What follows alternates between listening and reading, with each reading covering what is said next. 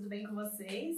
Meu nome é Júlia, eu sou guia de turismo nacional credenciada pelo Ministério do Turismo. Atuo na minha cidade, que é onde eu moro, Piracicaba, interior do estado de São Paulo. Também atuo na capital de São Paulo, na cidade e em outros estados do Brasil. Eu sou uma preta empreendedora.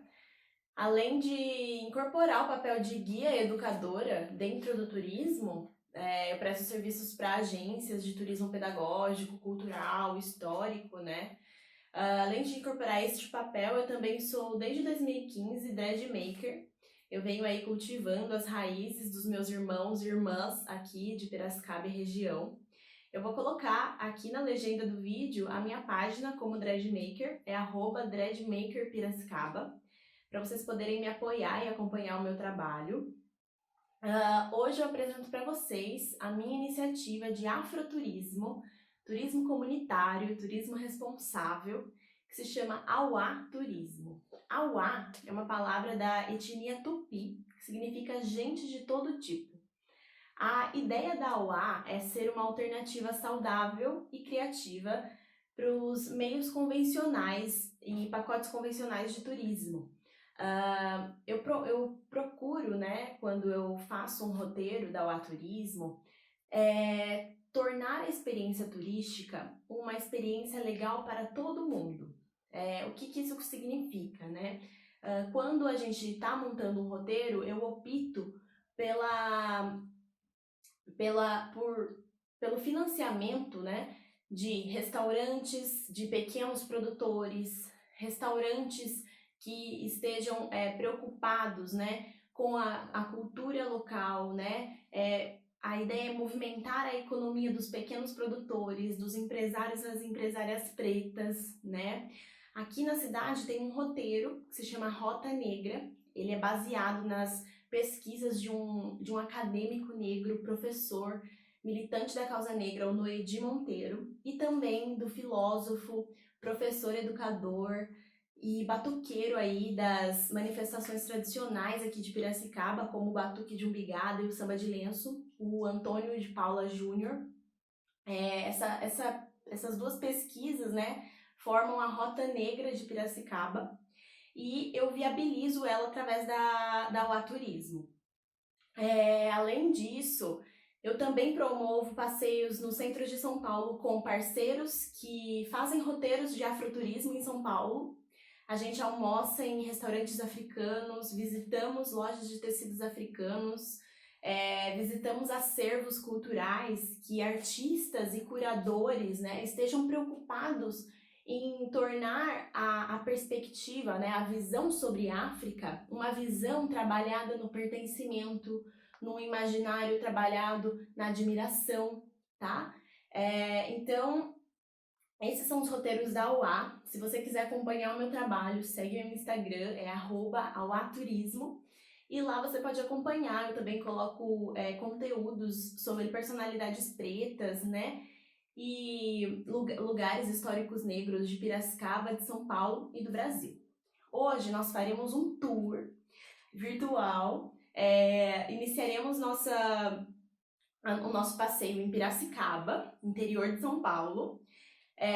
Vamos parar no centro de São Paulo e aí falar de algumas personalidades pretas que nasceram aí em alguns cantos do Brasil, tá? O nosso tour, ele começa então em Piracicaba. Piracicaba é uma cidade localizada no interior de São Paulo e que é privilegiada por um rio, né? O Rio Piracicaba. Nosso rio, ele é muito querido pelos piracicabanos e ele passa em meio à cidade, né? E esse rio, né, ele é o principal afluente do rio Tietê. A gente tem um histórico, né, na cidade de indígenas nativos que se chamavam Paiaguás, Guaiacurus e Caiapós. Os indígenas Paiaguás fizeram aqui da cidade um caminho fluvial, né? O que seria esse caminho fluvial? É um caminho pelos rios, que saía aqui do interior e ia até o Mato Grosso. Esse local onde saía este caminho se chamava Campos do Araraquara, onde hoje é o distrito de Santa Terezinha, o bairro de Santa Terezinha, para os piracicabanos que estão vendo esse vídeo. Os indígenas daqui, a gente tem poucas referências, né, sobre eles, porque infelizmente eles foram rapidamente dizimados, mas existe um grupo percussivo de maracatu aqui na cidade, o Baque Caipira, em que eles contam, né, através das suas loas, algumas presenças de indígenas aqui, tá bom? Eu vou cantar para vocês uma dessas loas. Se chama A Força dos Paiaguás.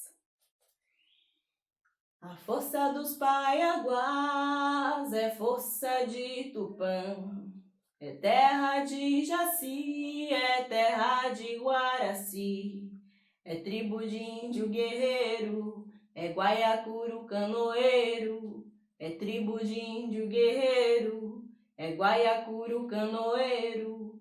A força dos Paiaguás é força de Tupã, é terra de Jaci, é terra de Guaraci, é tribo de índio guerreiro, é guaiacuru canoeiro, é tribo de índio guerreiro, é guaiacuru canoeiro. Então, com os indígenas paiaguás, né, caiapós, abrindo os nossos caminhos do nosso roteiro, contextualizando um pouco vocês, então existia esse campus do Araraquara, né, aqui onde é localizado Santa Terezinha. Esse campus, ele era uma rota, iniciava uma rota até o Mato Grosso. Essa rota, ela foi descoberta pelos colonizadores e foi o que intensificou a exploração de ouro no estado do Mato Grosso, tá?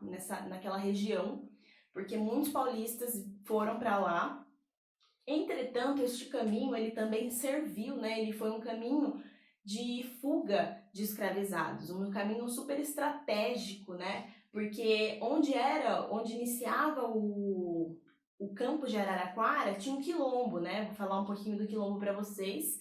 E aí davam em outros quilombos, né? Não só tinha essa rota que ia para o Mato Grosso, como também existiam rotas que saíam daqui do interior e davam diretamente na capital, né? No campus de Abaquara, conhecido também, e que posteriormente ele iria dar no litoral de Santos, tá?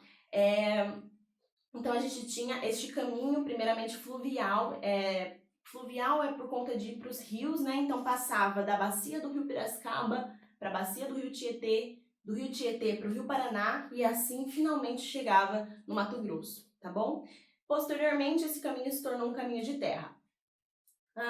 Então, como eu falei para vocês, no início desse campus existia um quilombo. Este quilombo é um marco histórico aqui para a cidade de Piracicaba, é o Quilombo Histórico Corumbataí. Ele foi vigente, né, do ano de 1750 a 1804.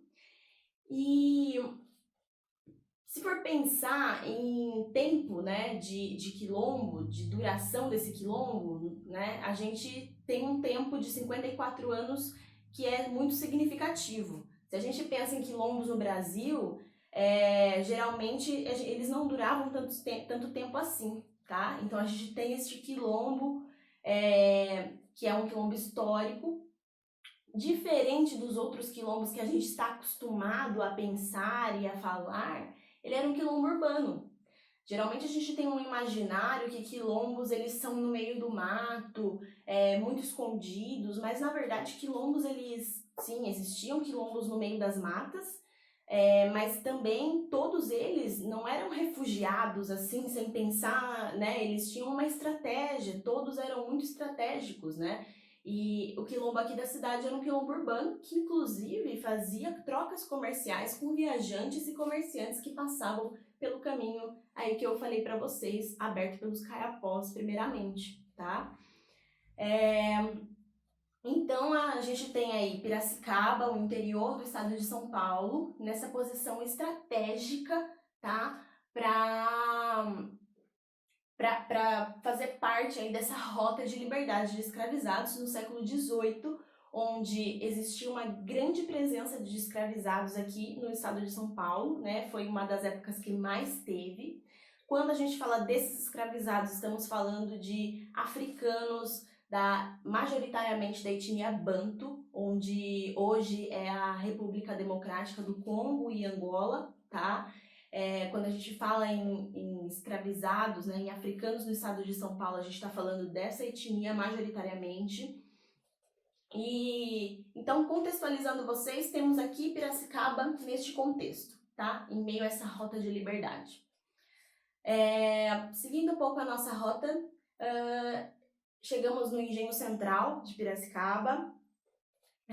No engenho, nós temos uma homenagem a um médico negro, o André Ferreira dos Santos, Doutor Preto. Ele, na verdade, é nascido no Rio de Janeiro, e ele veio para o interior de São Paulo, primeiro em São Pedro, uma cidade vizinha de Piracicaba, depois mudou-se para Piracicaba, atuou na Santa Casa durante muito tempo. Ele foi essencial para ajudar, né, o interior aqui a combater uma epidemia de tifo que estava pegando bastante aqui no interior.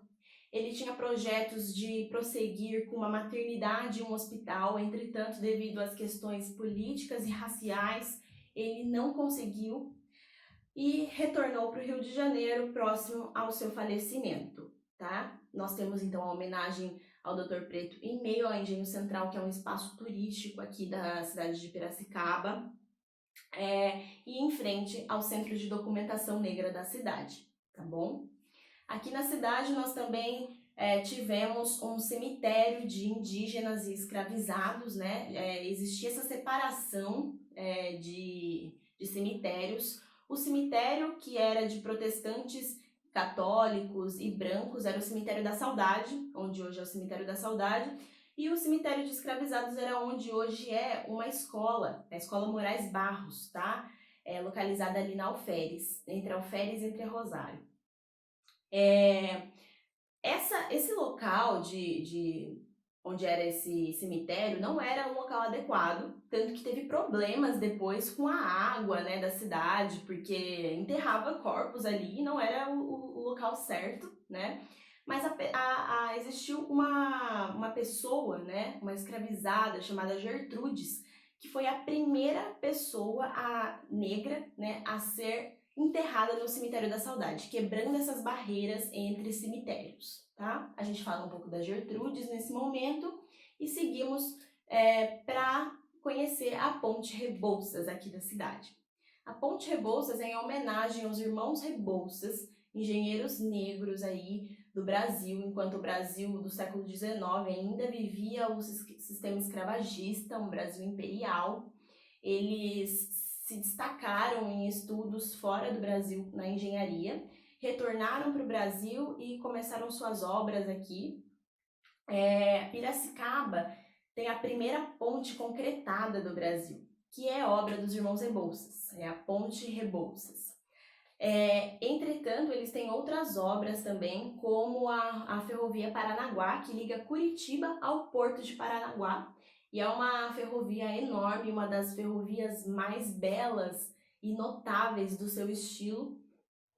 E se você mora em alguma cidade grande ou alguma cidade populosa, com certeza você vai ter uma ponte, uma avenida ou alguma homenagem aos irmãos Rebouças, porque de fato eles tiveram muitas obras aí pelo Brasil, são símbolos dessa engenharia hoje aqui, tá? Por exemplo, é o exemplo da Avenida Rebouças em São Paulo, que liga a Avenida Paulista com a Marginal Pinheiros, tá? E aí, falando em São Paulo, a gente continua o nosso tour agora, né? E vamos chegando aí no centro de São Paulo. Chegando no centro de São Paulo, nós temos aí no Triângulo Histórico, né? Bem no centro, a presença, através da arquitetura, de um homem, né, negro, arquiteto, em meio a uma São Paulo colonial do século XVIII, Tebas. Tebas ele foi responsável por uma reforma estilística na cidade de São Paulo, né? Até então, todas as construções, elas eram de pau a pique, barro, né? E e madeira.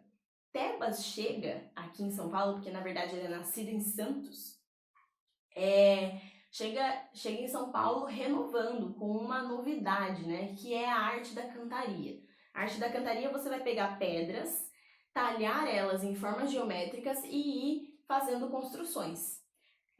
Tebas dessa forma, né, a partir desse ofício e desse conhecimento, né, de ser conhecedor das artes e dominar as artes de pedras, de talhar pedras, ele chega e reforma as principais fachadas das igrejas do centro de São Paulo. Ele é responsável pela a primeira construção da Torre da Sé, né, que é o Marco Zero de São Paulo. E, além disso, ele também é responsável pelo primeiro chafariz do estado de São Paulo, né? E aí, esse chafariz muda toda a nossa relação com a água e simplesmente ele traz toda essa inovação, essa tecnologia com tanto prestígio para o centro de São Paulo, que na época era colonial e extremamente religioso, tá? Então temos aí Tebas. Além da presença de Tebas, nós tivemos a passagem aqui de Luiz Gama. Luiz Gama, ele na verdade é baiano, é filho de uma revolucionária, Luísa Maim. Foi vendido aos 10 anos pelo pai e chega em São Paulo. Ele teve muita dificuldade de chegar para cá porque escravizados baianos, nesta época, eles eram considerados desordeiros devido a várias revoltas que haviam acontecido na Bahia, por exemplo, como a revolta dos Malês. E então ele teve muita dificuldade de ser comprado, até que ele conseguiu chegar aqui em São Paulo. Aqui conseguiu trabalhar de diversos ofícios. Então, como jornalista, ele teve uma carreira considerada polêmica, porque ele dizia muito bem os seus ideais abolicionistas e republicanos, né? Ele tem uma frase que se chama, que é a seguinte: eu gostaria de viver em uma terra sem reis e sem escravos, dizendo muito bem, né, aí os seus ideais republicanos, por ser uma terra sem reis, e abolicionista, por ser uma terra sem escravos. Continuando a sua carreira, ele foi poeta, trabalhou em cargos públicos e finalmente ele consegue, então, trabalhar como advogado e atuar na advocacia, né, sendo um advogado do povo aí reconhecido. A primeira vitória de Luiz Gama é a sua própria liberdade, mas ele consegue também atuar pela liberdade de diversos escravizados aqui, através de uma estratégia jurídica que era o seguinte: existia uma lei de 1931 que dizia o seguinte: qualquer escravizado vindo da África para o Brasil, depois dessa data, era considerado uma escravização ilegal. A partir daí, ele consegue a liberdade de aproximadamente, os documentos dizem, 500 escravizados. E ele é amado, né? Ele é venerado pelo povo e também muito admirado pela elite intelectual.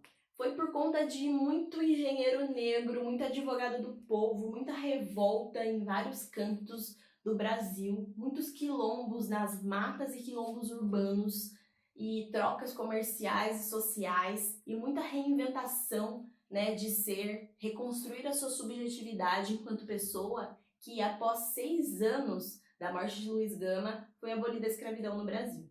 Apesar de ser uma data aí controversa, né, e sabermos que a escravidão ela foi um papel assinado, mas que a mentalidade escravagista ela continuou na pele, né, de muitas pessoas até hoje.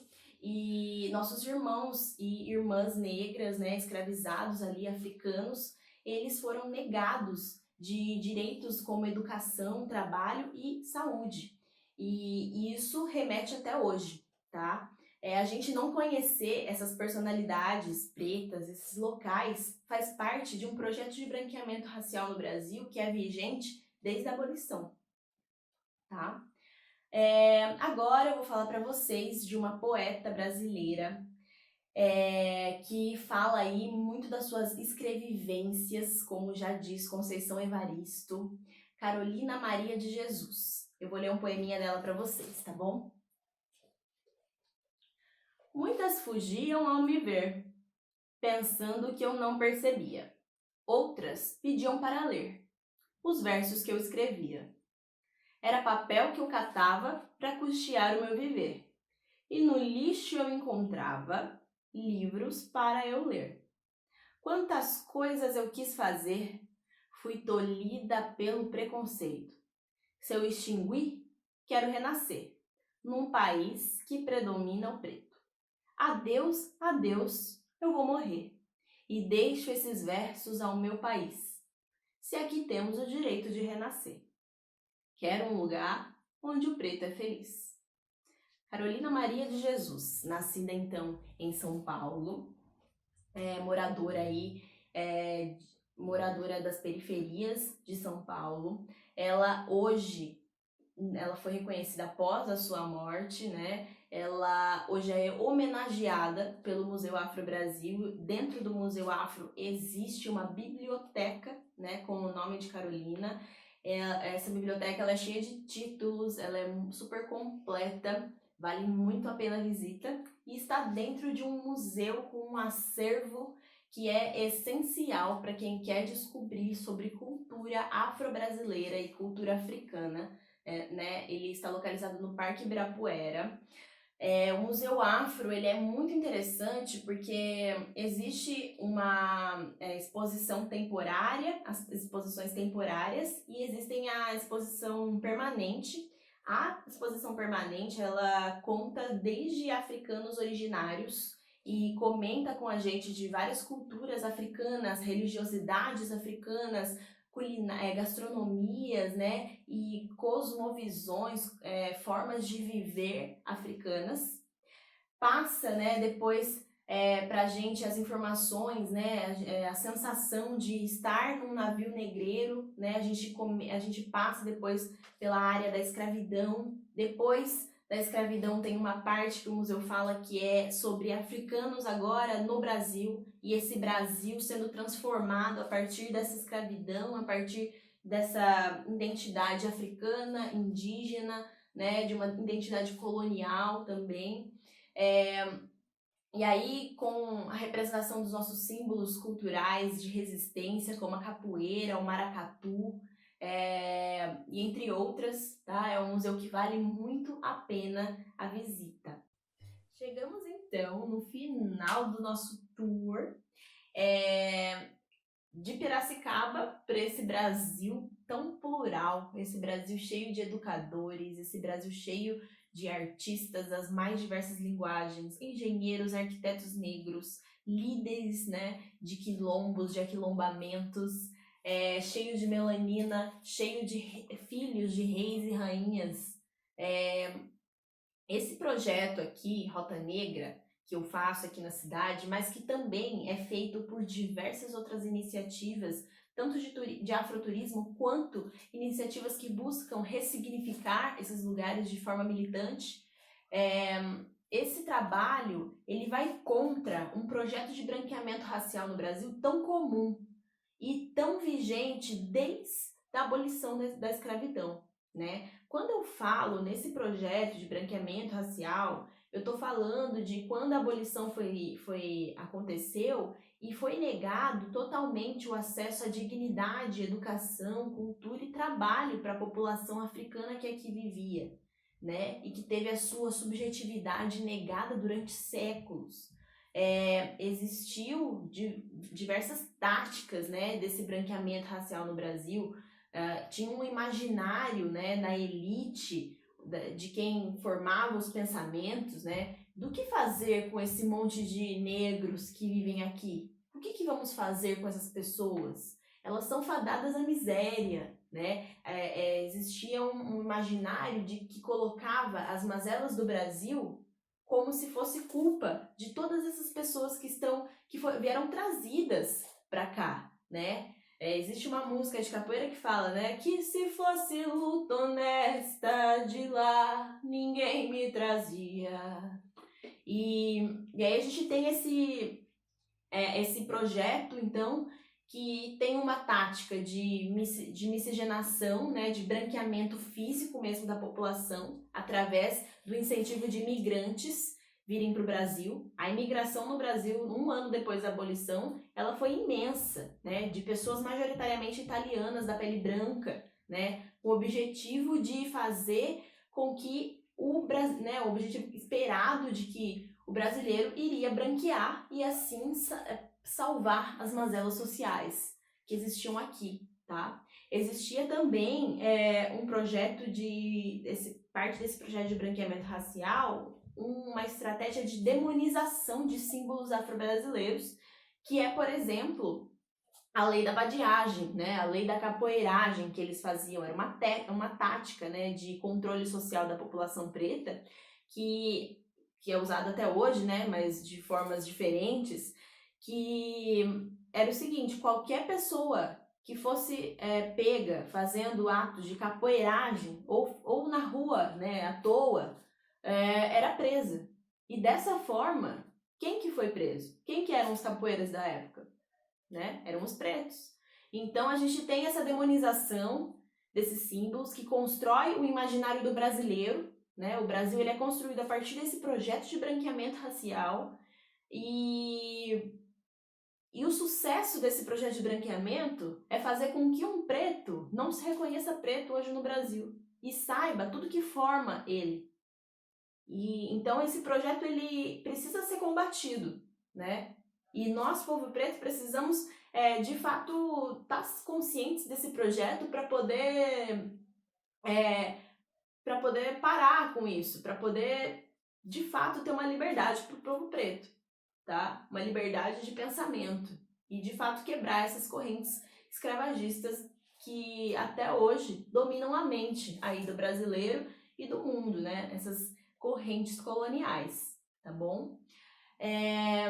Afrocentrar pensamentos não é só a gente pensar e admirar a África, mas é sobretudo a gente de fato incorporar um comportamento afrocentrado, um comportamento decolonial. Então eu termino esse nosso roteiro, né? Como eu sou uma mulher capoeira, eu termino esse roteiro com uma música de capoeira para vocês. Muito obrigada, Latinidades Pretas, pela confiança no meu trabalho. Obrigada a todos que viram o meu vídeo. As referências vão estar na descrição desse vídeo, @oaturismo, e vou disponibilizar também o meu e-mail para que a gente possa manter contato. Obrigada. Às vezes me chamam de negro, pensando que vão me humilhar. Mas o que eles não sabem é que só me fazem lembrar que eu venho daquela raça que lutou pra se libertar. Que eu venho daquela raça que lutou pra se libertar. Fui eu quem criou o maculelê e acredita no candomblé, que tem um sorriso no rosto, a ginga no corpo e o samba no pé. Que tem um sorriso no rosto, a ginga no corpo e o samba no pé. Perguntei ao camarada o que é meu, é do meu irmão, oh, meu irmão do coração, camarada.